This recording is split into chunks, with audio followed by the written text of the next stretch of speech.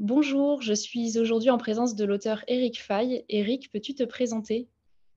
Je suis né en 1963 et j'ai écrit euh, dans des genres très différents. Le roman, mais aussi j'ai écrit pas mal de nouvelles, de recueils de nouvelles, des nouvelles fantastiques, des nouvelles plus réalistes. J'écris aussi des récits de voyage, à seul ou à deux avec un compagnon de voyage. Et j'écris aussi des essais sur la littérature, le dernier étant sur la littérature japonaise. Voilà. Merci beaucoup. Est-ce que tu peux nous raconter ton meilleur moment de ta vie d'écrivain? Alors, c'est pas un moment ponctuel, c'est un moment, je dirais, récurrent. C'est le moment où, dans la phase de réflexion ou d'écriture, je tombe sur une idée dont je me dis que celle-là, elle est bonne et ça commence à ressembler à ce que j'aimerais lire. Ça commence à ressembler à de la littérature. Et le moment où je sens que, avec l'idée que j'ai trouvée, j'ai devant moi un moment, que ce soit une heure, que ce soit une minute ou un an d'écriture devant moi qui m'attend un grand moment de bonheur. Et ça, c'est toujours des moments que j'attends, dont j'attends le retour systématiquement. Merci. Alors, tu animes l'atelier Maîtriser la nouvelle avant de se lancer dans un roman. Est-ce que tu peux nous expliquer pourquoi tu as choisi ce thème? Eh bien, parce que pour moi, la nouvelle, c'est le meilleur laboratoire d'écriture qu'on puisse avoir. C'est un tout petit laboratoire, mais qui va déterminer après la connaissance des techniques pour le roman aussi. Pas uniquement pour la nouvelle, mais ça peut être pour l'écriture de petits fragments, voire l'écriture de poèmes en prose.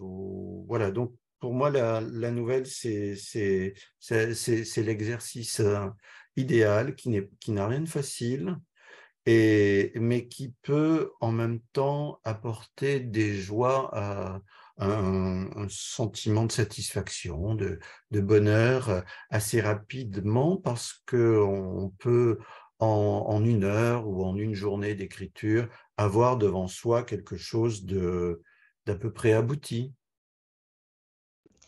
Merci. Justement, est-ce que tu peux nous expliquer comment se déroulera cet atelier? Ah, fondamentalement, l'idée, c'est qu'il se déroule en deux temps. D'abord, travailler sur le cours, apprendre des techniques comme maîtriser l'attaque d'une nouvelle, mais aussi l'importance de savoir vers où on va, de se faire un petit scénario, d'avoir une idée simple. Donc, travailler sur du cours, avoir quelque chose d'abouti en fin de séance, travailler aussi sur la chute, évidemment, sur l'aboutissement d'une mécanique assez simple.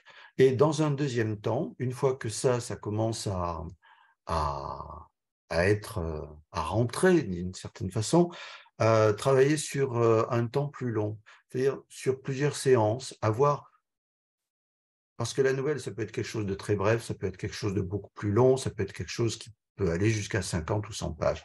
Donc, travailler sur deux ou trois séances pour avoir quelque chose qui est plus développé, qui apporte peut-être plus de satisfaction, qui se rapproche de peut-être un peu du roman, pour voir comment une nouvelle, c'est aussi un temps de maturation, un temps de réflexion. Comment, entre deux séances d'écriture, on peut noter des idées, comment on peut changer d'idée, etc. Voilà. Donc, c'est travailler sur ce double format, d'abord des exercices courts au début, dans les premières séances, et ensuite sur du long. Voilà. Super, c'était très clair. Est-ce que tu peux nous donner maintenant un exemple d'exercice que tu vas proposer aux participants de l'atelier? Oui, ce qui est pour moi le plus important, c'est de capter l'attention du lecteur. Le lecteur, il a très peu d'attention aujourd'hui et il est abonné à Netflix, il pense pas tellement à la littérature.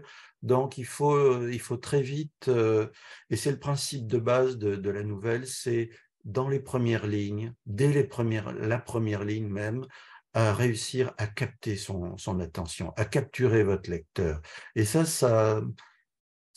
sans basculer dans le spectaculaire, ça peut se faire avec des petites astuces assez simples. Voilà.